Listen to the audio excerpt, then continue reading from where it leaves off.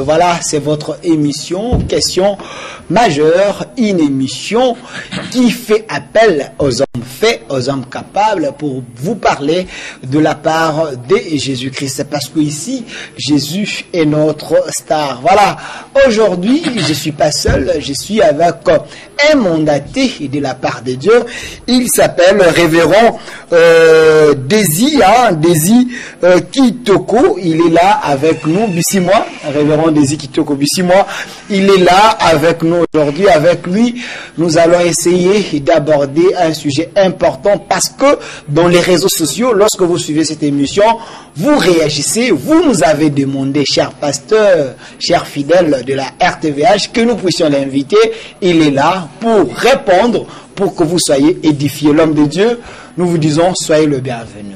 Merci beaucoup. Merci pour cette invitation et cette opportunité que vous nous donnez de partager la parole avec ceux qui suivent cette chaîne. Voilà, Révérend Désy, si vous êtes là, c'est parce que les gens ont voulu que vous puissiez être là. Cette émission est intitulée Question majeure. Nous cherchons l'édification du peuple de Dieu, l'éveil et ajouter un plus. Je sais que vous pouvez le faire parce que Dieu vous a mandaté. Mais dans la précédente émission, j'étais avec un autre homme de Dieu. Il nous avait parlé d'un thème important, biblique aussi, la polygamie et ses avantages. Comme nous avons besoin à ce que les âmes puissent être édifiées, sauvées, les gens ont voulu à ce que vous puissiez parler de la polygamie et ses avantages. Donc, les désavantages de la polygamie. L'homme de Dieu, d'entrée des jeux, est-ce que le mariage est biblique? Je commence d'abord par vous remercier pour cette opportunité que vous nous donnez de pouvoir partager la parole de Dieu. Et nous croyons que pendant ces quelques minutes, le Saint-Esprit nous fera grâce de constituer un canal de bénédiction pour tous ceux qui nous suivent. Et pour ce qui concerne les thèmes la question que vous venez de nous poser, le mariage est biblique, et en ce sens que c'est la première institution que Dieu a établie sur la terre. Si vous regardez bien dans les Saintes Écritures, vous remarquerez que Dieu n'a pas commencé par permettre aux hommes de constituer d'abord des partis politiques, de constituer des rassemblements, de constituer des groupements particuliers d'hommes, mais la première institution, ce n'était même pas les parlements qu'il avait constitués en premier lieu, mais la première institution que Dieu a établie sur la terre, c'est le mariage. En créant l'homme et la femme, et il les a établis sur la terre, il les a unis et ils ont commencé d'abord, pas commencé une association d'affaires, ils n'ont pas commencé d'abord une association, un club d'amis, mais ils ont commencé d'abord un lien sacré, une relation particulière qu'on appelle les mariages. Donc nous reconnaissons à partir de ces commencements que le mariage est une institution biblique, le mariage est une institution divine qui mérite d'être respectée et d'être bâtie sur des fondements bibliques. Lorsque vous parlez que le mariage est une institution des dieux, donc qui nécessite le vrai respect. Voilà, le vrai respect, vous parlez, parce que nous parlons de la Bible, c'est dans la Sainte Doctrine. Est-ce que comment un homme peut accéder au mariage? Comment d'abord? Parce que c'est ça, nous allons parler de notre sujet, mais j'aimerais que nous puissions commencer par là, comme c'est l'introduction, qu'on puisse d'abord comprendre c'est quoi le mariage, comment y accéder. Parce que sur ces plateaux, j'étais avec un homme de Dieu, Placide Massessé, il dit même la dot n'est pas biblique. Ça prête aussi confusion, aidez-nous, parce que nous avons tout le temps de parler de ces sujets. Autour du mariage, il y a tout un tas de sujets, tout un tas de polémiques. Autour du mariage, il y a beaucoup de choses qui se disent, que ce soit dans le milieu chrétien ou dans le milieu non chrétien. Mais il y a lieu, sans pour autant aller dans plusieurs ramifications, à souligner d'abord ce que j'ai dit précédemment, que le mariage est une institution biblique, est une institution biblique et divine, instituée par Dieu. Et vous avez demandé comment y accéder. Le principe général est de commencer d'abord par faire un choix.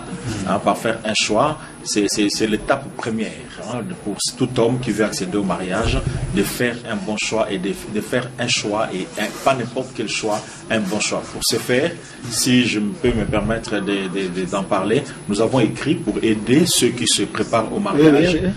Nous avons écrit un livre intitulé « Les hommes et les femmes à ne pas épouser ».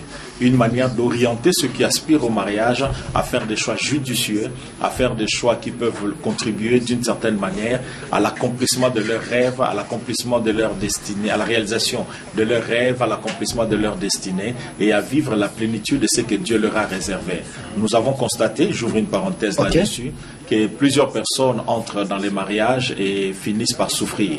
Et plusieurs autres personnes aujourd'hui sont en train de maudire les mariages. Ils considèrent que le mariage a été institué pour torturer l'homme, pour faire souffrir la femme. Non, c'est un mensonge. Le mariage a été institué pour la gloire de Dieu premièrement, deuxièmement pour faire du bien à l'homme et permettre à l'homme d'accomplir la volonté de Dieu sur la terre. Voilà pourquoi il est important de bien faire son choix. Et j'en profite pour recommander à ceux qui ne sont pas encore mariés de se procurer cet ouvrage que nous avons écrit pour vous, intitulé « Les hommes et les femmes à ne pas épouser ». Plusieurs de ceux qui n'ont pas bien fait leur choix sont aujourd'hui en train de regretter de n'avoir pas lu ces livres, sont en train de répéter, comme j'aime bien le dire, ce célèbre refrain qui se chante dans toutes les langues « Si je savais ». Et en disant par où commencer, donc si je peux revenir maintenant à votre question, par où commencer, la voie à suivre. La voie à suivre, par où commencer. La première étape, c'est bien faire son choix. Pas faire les choix, mais bien faire son choix. La deuxième étape, après que vous ayez fait votre choix, après que vous ayez demandé la main à votre épouse, donc là nous nous adressons aux hommes, et pour ce qui est des femmes, après que vous ayez accepté la demande en mariage d'un frère, d'un ami, d'un collègue ou d'une personne que vous venez de rencontrer sur le chemin de la vie, la deuxième étape, c'est d'amener cette relation auprès des parents, présenter l'homme aux parents, présenter la femme aux parents, et l'étape qui suivra naturellement, c'est l'étape de permettre aux deux familles de se rencontrer, parce que le mariage ne rapproche pas seulement les couples qui se marient, mais c'est aussi un point de jonction entre les deux familles, et par là il y a maintenant lieu de suivre les différentes traditions. Parlant des traditions, j'aimerais souligner une chose. Il est arrivé à certaines personnes de considérer toutes les traditions comme étant démoniaques. Certes, nous reconnaissons qu'il y a plusieurs de nos traditions africaines particulièrement qui sont vraiment démoniaques, inspirées de l'enfer, mais toutes les traditions ne sont pas démoniaques, ne sont pas mauvaises. Là, dans la Bible, nous voyons Jésus, dans le livre de Matthieu, là, il est en train de dire aux pharisiens, vous remplacez la parole de Dieu au profit de votre tradition et coutume. Ce que Dieu condamne dans ce texte-là, c'est les remplacement de la parole de Dieu par les coutumes, ou encore donner plus de la valeur aux coutumes qu'à la parole de Dieu. Mais aujourd'hui également, dans les mariages, la coutume aussi prime, même la coutume qui n'est pas... Dieu n'est pas contre les coutumes. Qui dit coutume sous-entend tradition. Qui dit coutume sous-entend des habitudes répétées et instituées dans une communauté. Si on parlait même de Jésus lui-même, la Bible parlant a utilisé le mot coutume pour parler de la fréquence que Jésus avait pour aller au culte, pour aller prier. La Bible nous dit quelque part qu'il s'est retiré dans le désert, il alla au temple selon sa coutume. Donc l'habitude. Qui dit coutume sous-entend la manière de faire. Une manière de faire, une culture, une manière de faire qui est répétée après plusieurs générations et qui est instituée, qui est adoptée comme institution et qui est suivie par tous, sans pour autant que ça ne soit spirituel. Et nous reconnaissons, comme je l'ai dit précédemment, parmi nos coutumes, il y a de ces coutumes qui ne sont pas bibliques.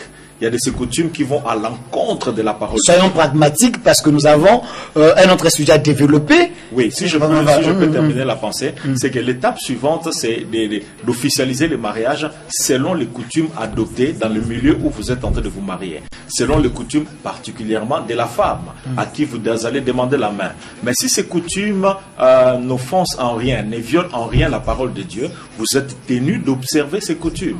Si dans ces coutumes, on vous exige d'amener des vaches, on vous exige d'amener des chèvres, on vous exige d'amener, je ne sais pas, des habits pour la belle famille. Si ces coutumes vous exigent ces choses, vous êtes tenu d'observer ces coutumes. Même si la coutume n'est pas conforme à la parole de Dieu, parce qu'il y a certaines choses dans la coutume exagérées, carrément ce sont des pratiques de la magie, de la sorcellerie. Là, donc vous êtes chrétien, donc vous êtes obligé d'adopter cette coutume parce que c'est la famille de la femme. Là, vous venez de répéter ce que j'ai dit. On dirait que vous n'avez pas suffi ce que j'ai dit. Oui. J'ai dit, toutes les coutumes ne sont pas démoniaques, mais dans chaque coutume, s'il y a des aspects, des pratiques qui ne sont pas... Comment les savoir?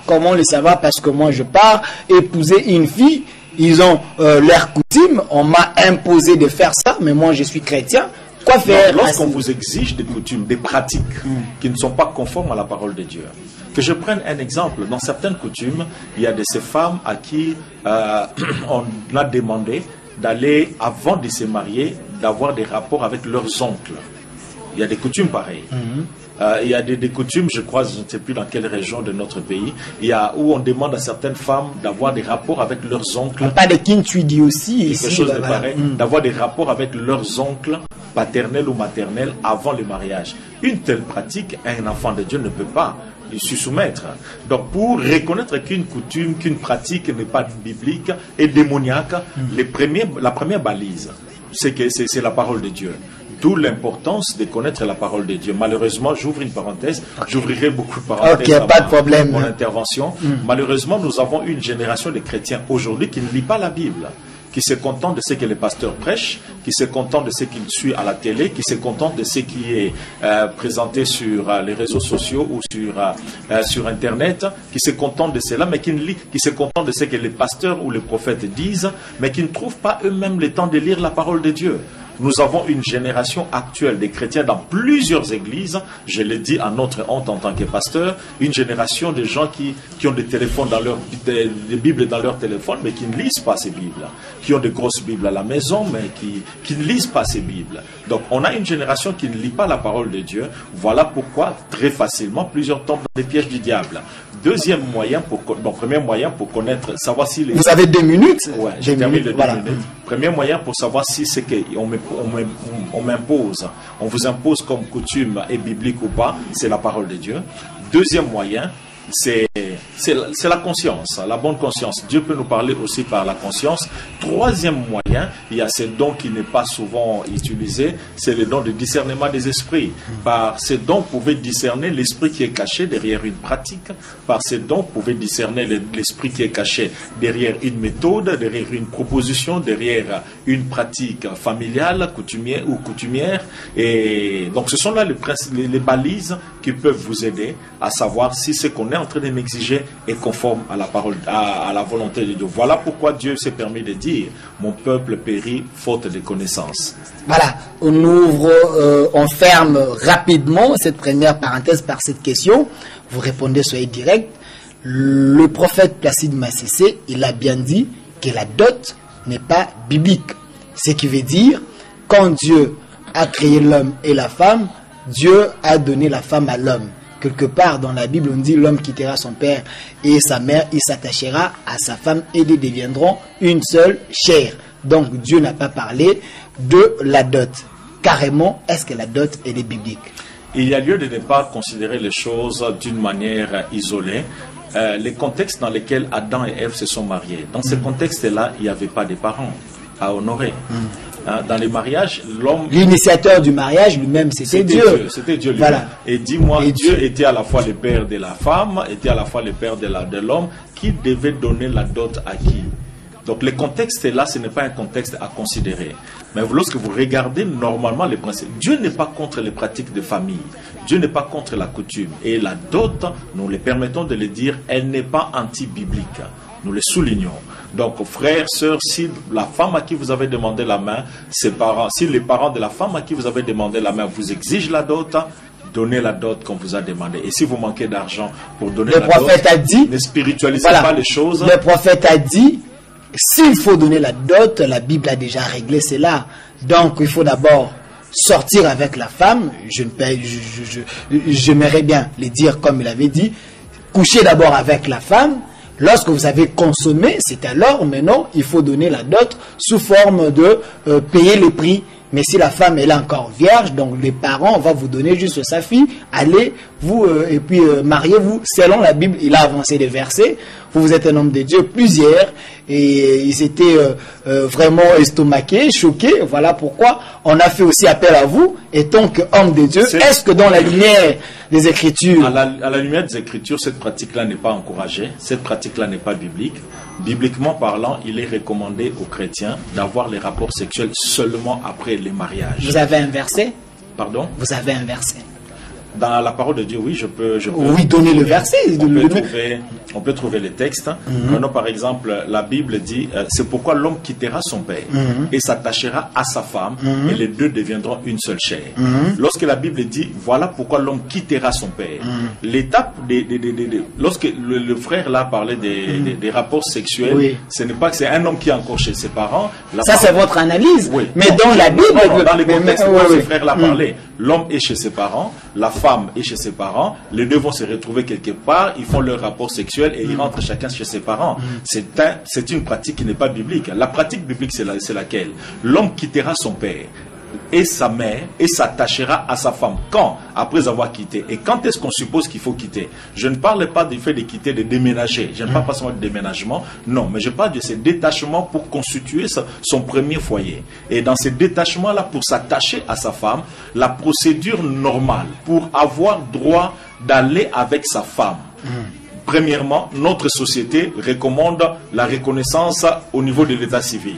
Nos familles reconnaissent une pratique parce que chaque femme provient, il est supposé, d'une famille qui a ses principes, qui a sa culture. Et la culture de chaque famille qui est à respecter est qu'avant que la femme ne quitte les toits paternels, elle doit être honorée par ses parents. Elle doit être honorée aux yeux de ses parents. La fille doit être honorée aux yeux de ses parents. Et lorsque tu prends la fille d'autrui, pour qui tu n'as pas pris d'engagement, tu vas coucher avec elle. Ces genres de personnes, si vous regardez très bien, ils couchent avec différentes femmes sans pour autant les épouser. Et lorsqu'elles abusent de toutes ces femmes sans pour autant les épouser, c'est un problème de conscience. Est-ce que, pasteur Donc Désir, si je peux résumer ma réponse, cette pratique-là n'est pas biblique. Le principe biblique, c'est que pour connaître une femme, coucher avec une femme, tu dois d'abord l'épouser, ça c'est un, qui est fondamental. Et pour l'épouser, la procédure est de l'honorer aux yeux de ses parents, par ce qu'on appelle les mariages coutumiers. Deuxièmement, officialiser au niveau de l'état civil, l'enregistrement au niveau de l'état civil, et dans la mesure du possible, si vous êtes chrétien, que vous avez une église, passez devant vos responsables, passez devant l'église et recevoir la bénédiction. Là, on comprend carrément les versets que lui avait donnés. Ce sont des versets erronés, donc il n'a pas bien maîtrisé tous ces versets. Ça fait partie des doctrines des démons. Voilà, merci, nous avons compris que cela, ça fait partie des doctrines des démons. Vraiment, vous avez raison, à ce que nous puissions inviter les révérends Désir. Les révérends Désir, les désavantages de la polygamie. Est-ce que la polygamie, elle est dans la saine doctrine? Bibliquement parlant, la polygamie n'est pas à encourager pour les enfants de Dieu, pour les chrétiens particulièrement, en ce sens que même si dans l'ancienne alliance, on voit certaines personnes, personnalités bibliques, on voit certains hommes de Dieu particuliers qui ont marché réellement avec Dieu, vivre dans la polygamie, cela ne veut pas nécessairement dire que c'est la volonté parfaite de Dieu. Ça, c'est une première chose. La polygamie n'est pas dans la sainte doctrine, la polygamie n'est pas à encourager pour les enfants de Dieu, la polygamie n'est pas à recommander pour les enfants de Dieu. La polygamie est une tentation à laquelle vous qui êtes exposé à cette tentation, vous devez résister.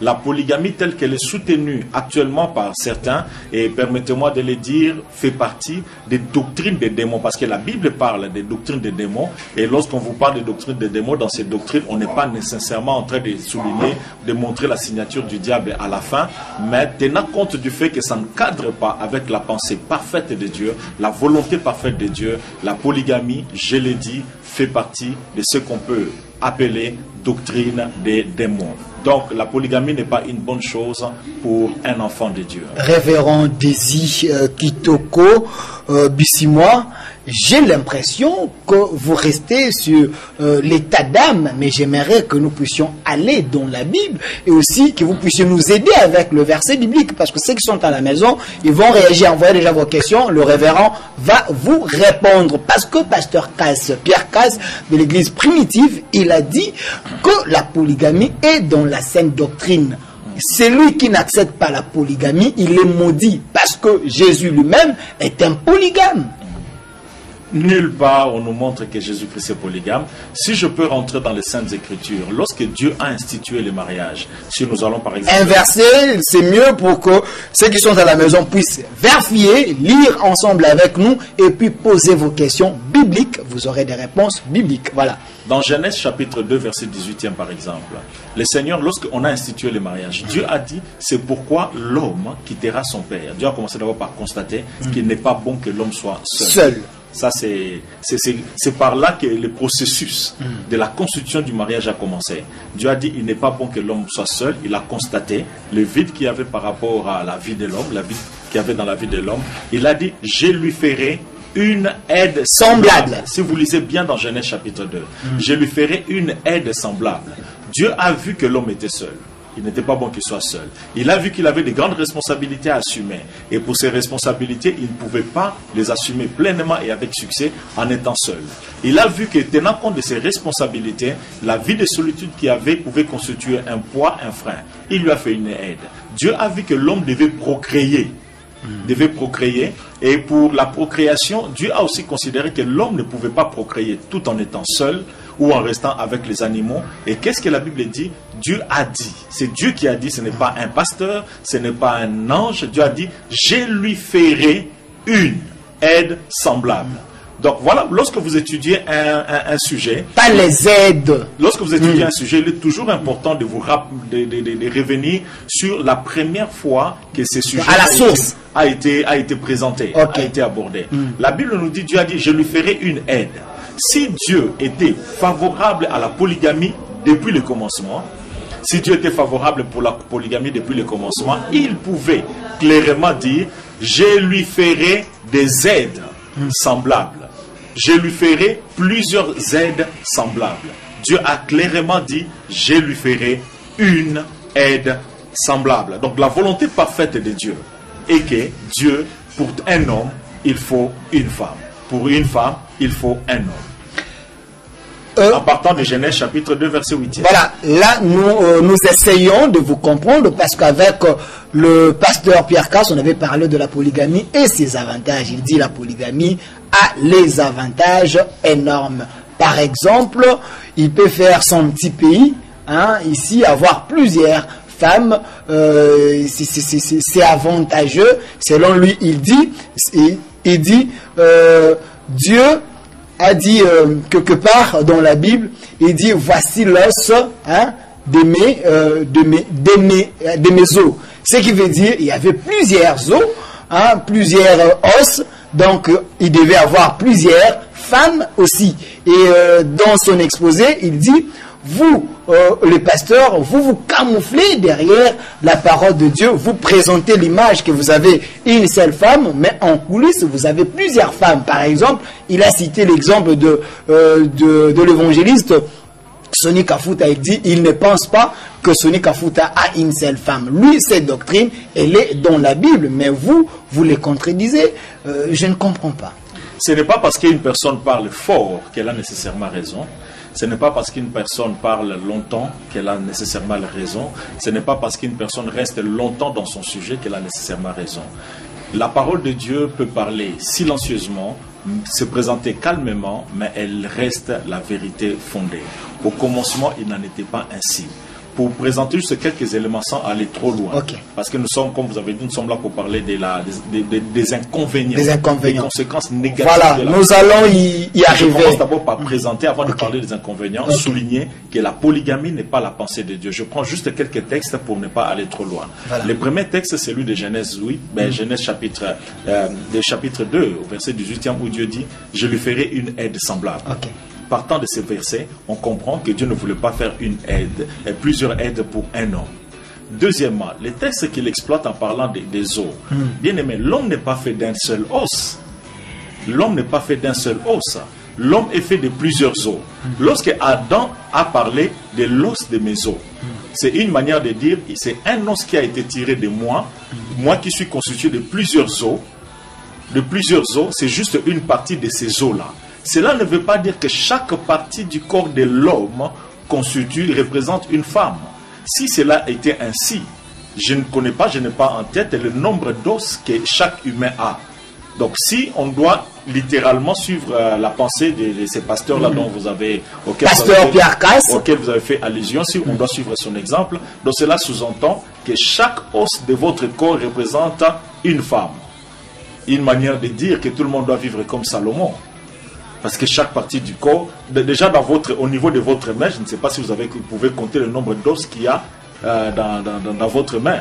Donc c'est une manière de mal interpréter, ne fût-ce que ce n'est pas français littéral qui est présenté simplement. C'est juste l'os, une partie, un os de tout ce que j'ai comme os. Deuxième élément, l'apôtre Paul, en écrivant à Timothée, dans 1 Timothée chapitre 3. Vérifiez à la maison, posez vos questions, l'homme de Dieu va vous répondre. Dans 1 Timothée chapitre 3, si vous lisez au verset 2e, là l'apôtre Paul parle de certaines personnes qui étaient appelées à assumer des responsabilités particulières au niveau de l'Église. Évêques. Particulièrement les évêques, les anciens, et un peu plus loin, il a parlé des diacres. La condition première pour assumer ce genre de responsabilités, c'était d'être mari d'une seule femme. Mais pourquoi imposer une telle exigence? Si on imposait une telle exigence à un ancien, à un diacre, à combien plus forte raison ne pas imposer la même chose au pasteur? Parce que le pasteur, lui aussi, il fait partie du collège des anciens. Par rapport à ces versets-là, lui, il m'avait envoyé dans l'Ancien Testament, là où Dieu dit à un roi, si tu voyais que le femme que je vous avais donné, c'était peu, il fallait me demander, j'allais vous ajouter. Donc lui, Dieu lui-même, il a dit, il allait ajouter. Donc selon lui, Dieu est pour. Dieu n'est pas nécessairement pour. Ce n'est pas parce Est-ce que ces versets existent ou pas? Quelle est votre analyse par rapport à ces versets? Par rapport à ces versets, il y a un fait qui est réel. Ce n'est pas tout ce que Dieu permet qui est nécessairement sa volonté parfaite. Nous reconnaissons que dans les Saintes Écritures, il y a certaines choses qui font partie de la volonté parfaite de Dieu. Et d'autres dans la volonté permissive. Il y a des choses qui font partie de la volonté permissive de Dieu. En d'autres termes, des choses qui n'acceptent pas, mais comme votre cœur aspire à cela, il vous laisse libre choix. Mais à vous d'assumer les conséquences. Donc, ce qui veut dire, le choix du pasteur Cass, c'est aussi une volonté permissive de Dieu. Il assigne, mais ce choix, il n'est pas hors la Bible. En suivant votre exemple, donc Dieu peut valider sa manière de vivre. Je le souligne.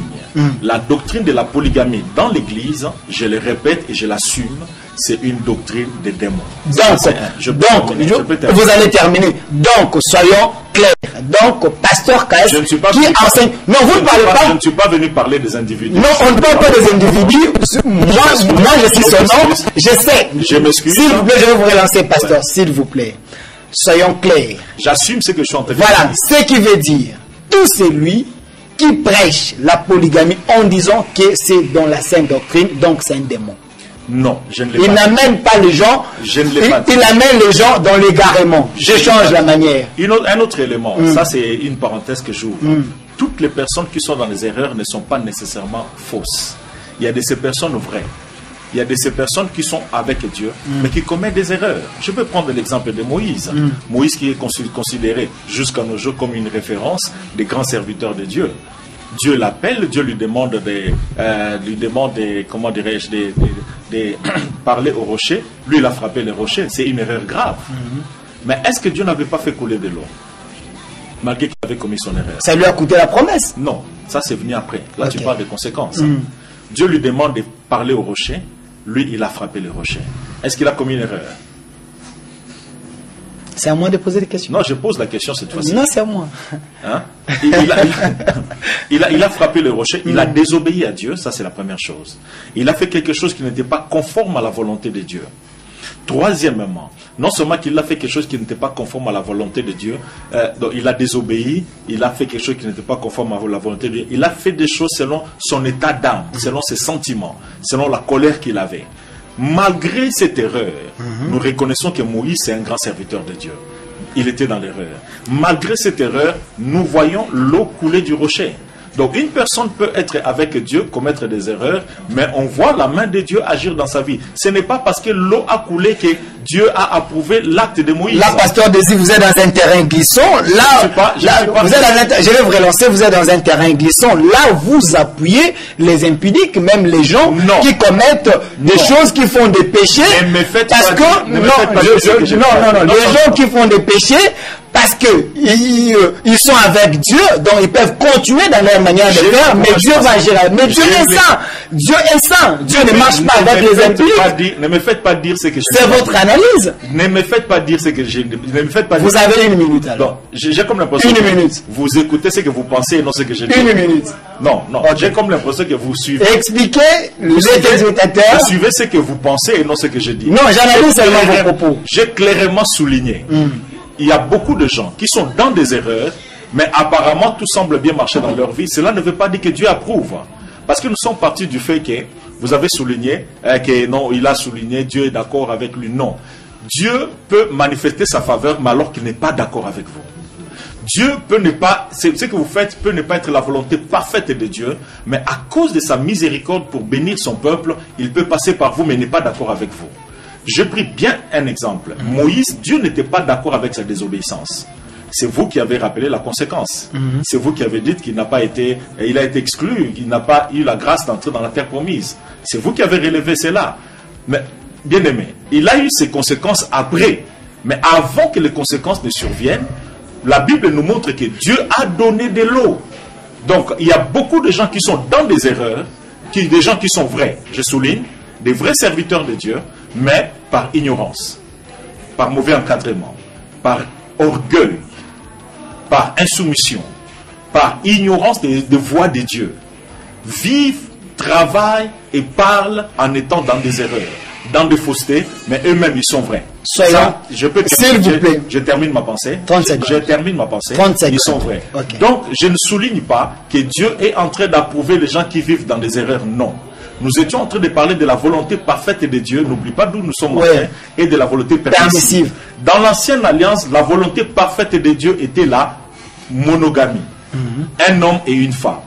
Avec le temps, à cause de l'état du cœur de l'homme, Dieu a permis que les hommes vivent. Ce n'est pas parce que Dieu a permis que l'eau coule du rocher qu'il était d'accord avec Moïse. Ce n'est pas parce que Dieu a permis que Abraham vive dans la polygamie, que David vive dans la polygamie, que Salomon vive dans la polygamie, que Dieu est d'accord avec la polygamie. La Bible est dogme.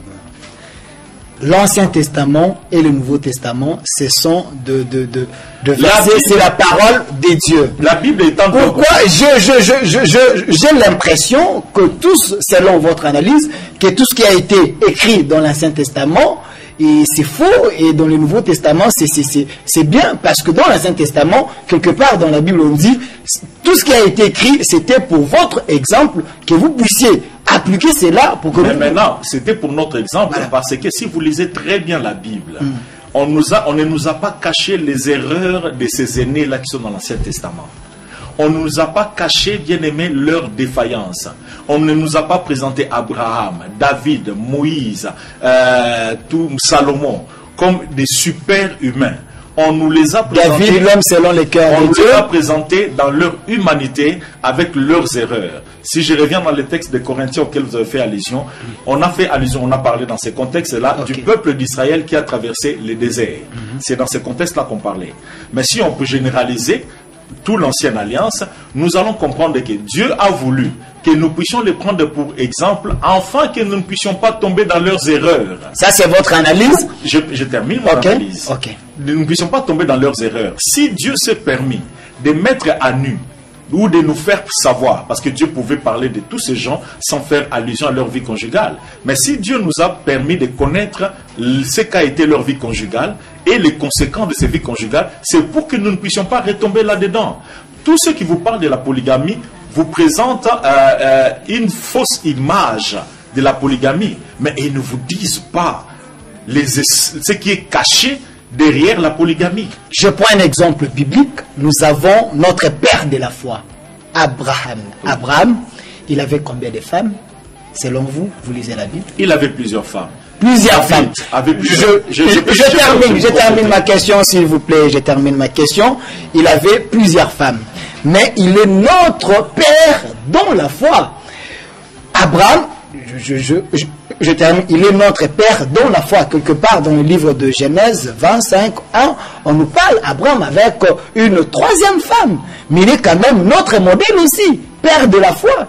Est-ce que, où est le mal d'avoir plusieurs femmes si vous avez la possibilité de les gérer, de les contrôler et de bien vivre avec eux. Là, nous entrons dans notre sujet. Votre question est fondamentale et nous fait entrer dans le sujet. Ces gens-là ont été des modèles pour nous dans ce qui concerne la foi. Pas des modèles en ce qui concerne leur folie. Pas des modèles en ce qui concerne leurs erreurs. J'en profite pour m'adresser à ceux qui nous suivent.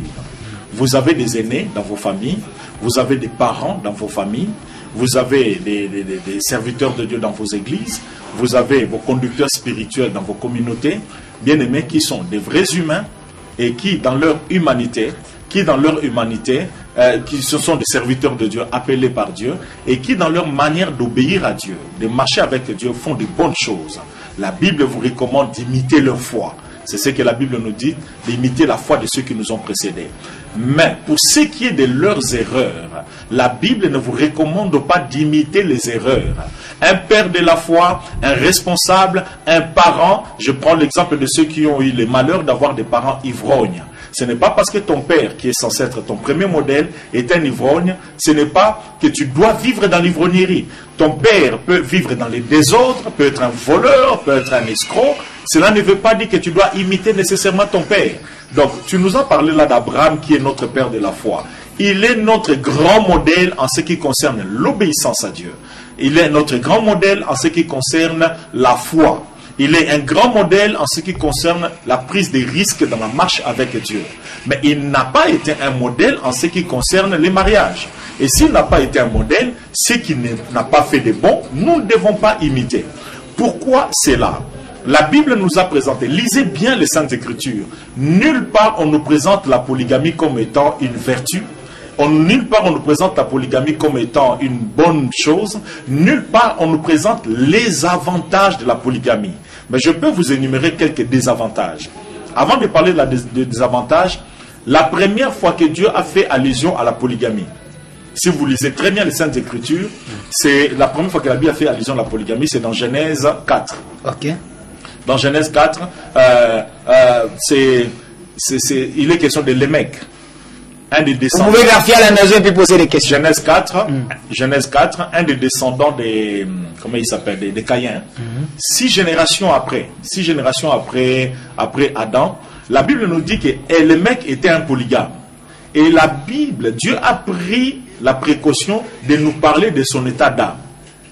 La Bible souligne que Lémec était blessé dans son cœur. C'était un homme blessé dans son cœur. Donc son état d'âme n'était pas d'abord bien. Ça, c'est une première chose. La deuxième chose, et la Bible nous dit qu'il a tué un homme à cause de sa blessure. Donc c'est un homme dont l'état d'âme les prédisposait à nuire à son prochain sans remords. C'est un homme dont l'état d'âme les prédisposait. Il avait un état d'âme, un cœur insatisfait. Un cœur déséquilibré. Et c'est le premier modèle de polygame que la Bible nous présente. Donc la polygamie, bien aimée, c'est une conséquence d'un état d'âme qui n'est pas équilibré, qui n'est pas stable, qui n'est pas satisfaite. Mais si on doit s'opposer à la polygamie encore aujourd'hui, non seulement en rapport avec la pensée première de Dieu en ce qui concerne la polygamie a de multiples conséquences. La première conséquence, si je peux parler des femmes, la première conséquence chez les femmes victimes de la polygamie, c'est la jalousie. La jalousie. Aucune femme normale, je souligne normale parce qu'il y a de ces femmes détruites dans le cœur qui ont perdu leur personnalité et qui ont perdu leur fonctionnement normal. Aucune femme normale ne peut accepter de voir son mari sortir avec une autre femme. Aucune femme. Je le souligne, aucune femme. Même si cette deuxième femme serrait sa sœur propre. Je souligne sa sœur propre. Aucune femme dans ce monde, je souligne une femme normale, ne peut supporter de voir son mari coucher avec une autre femme sourire. Ne peut supporter de voir son mari sortir avec une autre femme et rester là, être contente. Aucune femme normale. Je prends juste un exemple, l'exemple de la famille de Jacob. La Bible nous montre dans Genèse, je crois 38 ou chapitre 30 ou 38, la Bible nous montre Jacob qui a épousé Rachel. Vous connaissez comment ça s'est passé, et au lieu de Rachel, on lui a donné Léa, et il s'est retrouvé avec les deux femmes. Rachel ne mettait pas au monde. Vous savez ce qui s'est passé. Il a fini par avoir des enfants, commencé par avoir des enfants avec ça, a donné sa bonne à son mari. Mais quelque part, lorsqu'il a eu un de ses enfants, il a déclaré de sa bouche, Dieu m'a vengé. Je me suis vengé contre ma sœur. C'était sa propre sœur. Mais pourquoi peut-elle parler de vengeance? Pourquoi peut-elle parler de vengeance en parlant de sa sœur? En d'autres termes, le fait de vivre dans la polygamie, ça met les femmes dans une compétition. Ça met les femmes dans un antagonisme. Là, vous êtes dans l'émotion, vous êtes dans l'état d'âme. Je parle de ce qui est écrit. Oui, de ce qui est écrit. Je parle de Rachel qui a dit, Dieu m'a vengé contre ma femme. Mais si nous avons 12 tribus d'Israël, ça cause, c'est l'avantage aussi de la polygamie. Ce n'est pas parce que les enfants sont 12 que si Dieu est d'accord. Mais nous restons là dans l'Israël. Dieu a changé Jacob le nom en sachant qu'il était polygame. Dieu a béni Jacob malgré qu'il était menteur. Tu veux me dire que Dieu était d'accord avec le mensonge?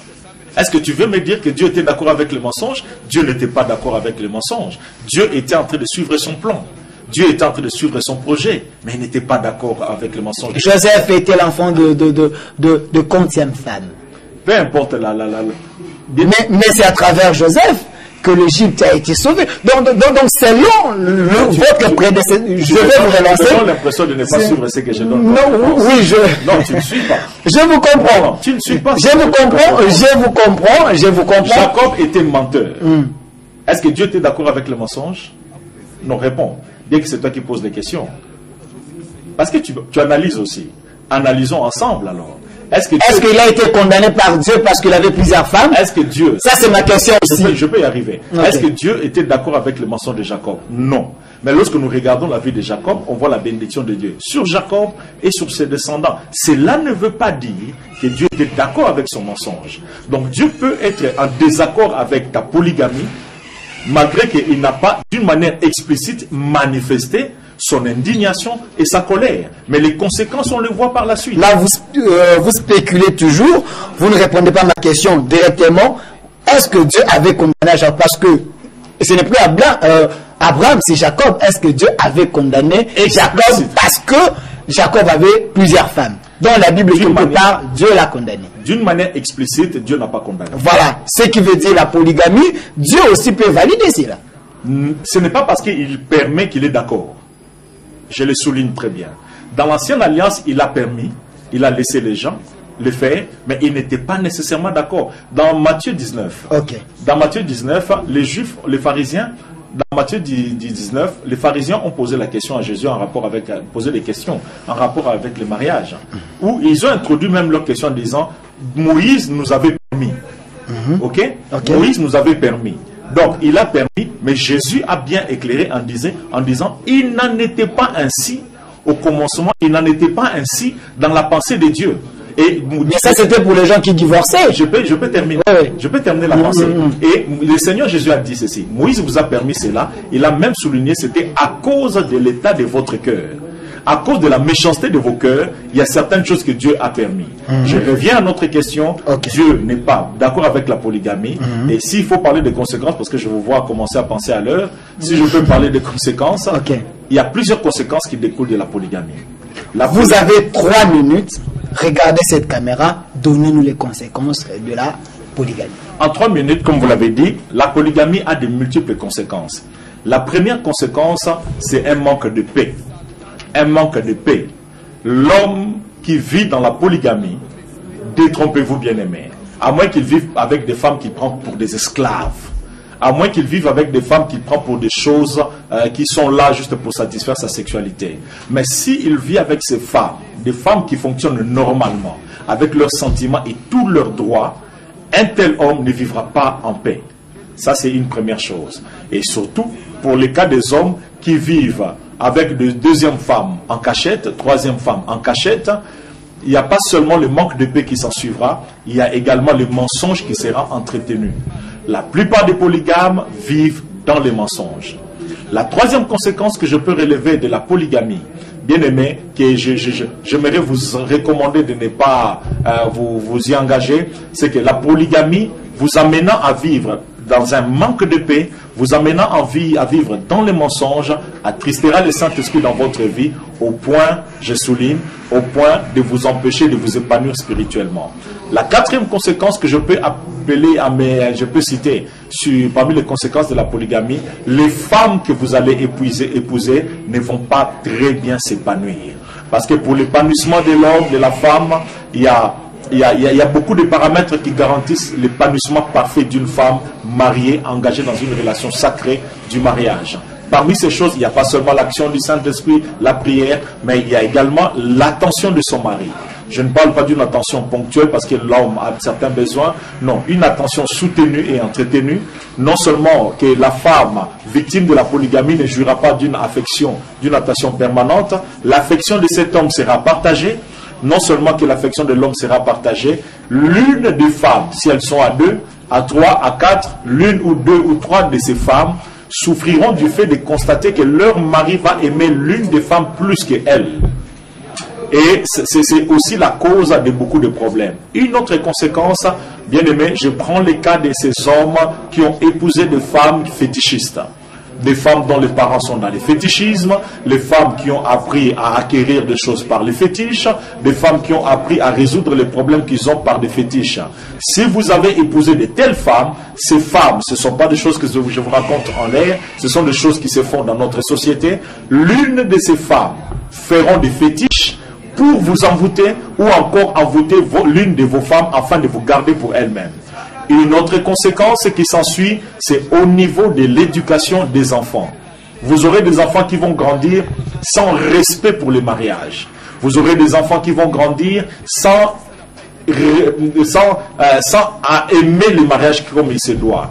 Une autre conséquence qui vont s'en suivre, et ça c'est fréquent surtout dans notre pays, vous aurez de très sérieux problèmes, vous polygames, à bien préparer votre retraite, l'avenir et l'avenir de vos enfants. Parce que la plupart de ces hommes, je prends l'exemple de notre pays, de ces hommes qui ont vécu d'une manière exagérée dans la polygamie, plusieurs d'entre eux, arrivés à un certain âge, n'étant plus capables de produire, sont en train de vivre comme l'ombre d'eux-mêmes. À cause de quoi?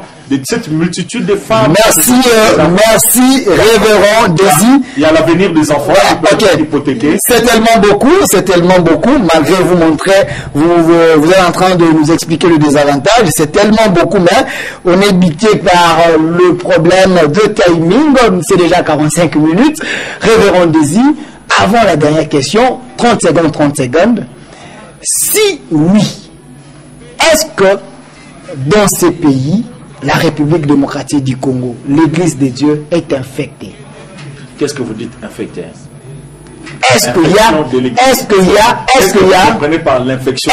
des ramassis? Est-ce qu'il y a des infiltrés dans l'Église pour prêcher la mauvaise doctrine? Si oui, quoi faire pour y remédier? J'aimerais souligner que ce n'est pas la particularité de l'Église du Congo, ce n'est pas la particularité de l'Église des temps de la fin, c'est une vie normale du corps de Christ. Déjà à l'époque de Paul, l'apôtre Paul a souligné que plusieurs viendront après moi en apportant d'autres doctrines. Donc ce n'est pas quelque chose de particulier pour l'Église du Congo. Ce n'est pas une exclusivité du Congo d'avoir en son sein des chrétiens, des serviteurs de Dieu qui peuvent se compromettre d'une manière ou d'une autre, c'est que ce sont des anciennes choses. Donc ça fait partie de la vie du corps de Christ depuis l'époque de l'apôtre Paul jusqu'à ces jours. Et je le souligne pour ne pas, parce que les gens sont en train de trop minimiser l'église, corps de Christ, particulièrement du Congo, en regardant seulement cet aspect sombre. Mais croyez-moi bien aimé, après cet aspect, à part cet aspect sombre que vous connaissez de l'église du Congo, il y a la gloire de Dieu dans l'église, il y a des très bons serviteurs de Dieu que nous avons et il y a des bonnes choses qui se passent à l'église. Merci l'homme de Dieu. 10 secondes à cette question, la dernière question, regardez cette caméra. Tous ceux qui vivent dans la polygamie, est-ce qu'ils sont égarés, oui ou non? Tous ceux qui vivent dans la polygamie ne sont pas dans la volonté parfaite de Dieu, parce que la polygamie, comme doctrine, n'est pas une doctrine de l'Église. Voilà, merci. C'était votre émission Question majeure. J'étais là avec l'homme de Dieu, un homme fait, révérend Désir Kitoko Bissimois, responsable de l'église Bethesda. Il était là avec nous. Nous avons parlé d'un sujet important, le désavantage de la polygamie. Vous avez voulu à ce que nous puissions l'inviter. Il est là, il a répondu. On n'a pas eu le temps de lire vraiment vos SMS. On va les chercher pour qu'ils puissent répondre à toutes vos questions. Merci. Nous vous laissons. Ciao.